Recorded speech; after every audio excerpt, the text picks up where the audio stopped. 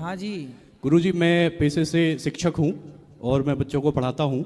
मैं इंदौर से आया हूँ और मेरा प्रश्न ये है कि जब मैं बच्चों को पढ़ा रहा होता हूँ तो चाहे महाभारत हो, रामायण हो या आध्यात्मिक ज्ञान हो, वो मैं बच्चों को देना चाहता हूँ। लेकिन आजकल के जो बच्चे थोड़ा कूल हो गए हैं, जैसा आप रहते हैं, तो बच्चा क्या थोड़ा सा सुनना नहीं चाहता इन सब चीज़ों को और इतिहास से थोड़ा दूर होता जा रहा है। नहीं, पर हम तो सुन रहे हैं आपकी बात। नहीं नहीं, आप जैसे कूल है वैसे बच्चे कूल हो गए, बट आप तो आध्यात्मिक ज्ञान दे रहे हैं, हमारा पथ प्रदर्शन कर रहे हैं, बट बच्चे आजकल सुनना नहीं चाहते हैं। तो मैं क्या करूं या किस तरीके से बच्चों तक ये जो सिलेबस का ज्ञान है उसके अलावा भी क्लास है के बच्चे पढ़ते हैं आपके सामने? मैं 11वीं से लेकर CSCS सारे बच्चों को पढ़ाता हूँ। मतलब सब पढ़े लिखे, मतलब समझदार बच्चे जी, बैठते जी, हैं आपके गुरुजी, सामने। जी।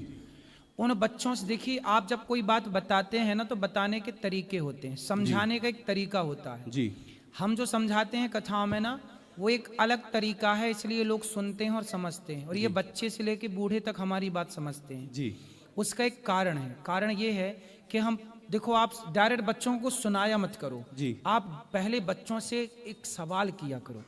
जैसे आप बच्चों को सवाल करिए कि बच्चों बताओ भगवान है कि नहीं है, जी तो सारे बच्चे आपकी ओर केंद्रित हो जाएंगे। अच्छा, आप सर पूछ रहे हैं कि भगवान है कि नहीं, फिर उसमें बच्चे क्या बोलेंगे? कुछ बोलेंगे है, कुछ बोलेंगे नहीं है। नहीं है। तो फिर दोनों को सुनिए, भगवान आप कह रहे हो है, तो कहाँ है? कहाँ है? दिखता क्यों नहीं? और तुम कह रहे हो नहीं है, तो किस आधार पर कह रहे हो कि नहीं है? क्या प्रमाण है आपके पास नकारने का?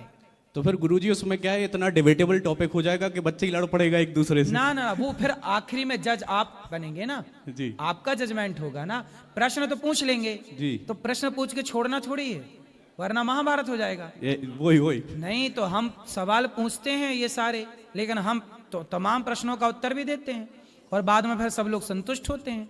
तो ये आपका गुण होना चाहिए। जी पहले सवाल करिए, सवाल की तह तक जाइए, फिर उसको समझाइए कि बेटा भगवान है।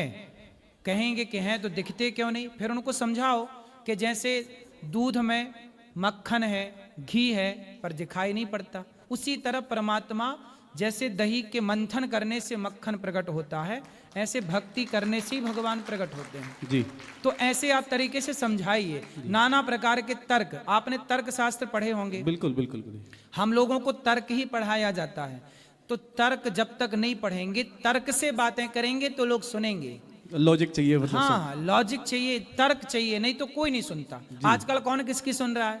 सही बात तर्क है तो लोग सुन रहे हैं, इसलिए तर्क होना चाहिए। जी। राधे तो राधे आपके तरीका इस तरह से करेंगे तो बच्चे आपकी बात सुनेंगे और आप बेहतर चीजें, महाभारत की, रामायण की बेहतर चीजें उनकी खोपड़ी में बिठा पाएंगे। जी। राधे राधे।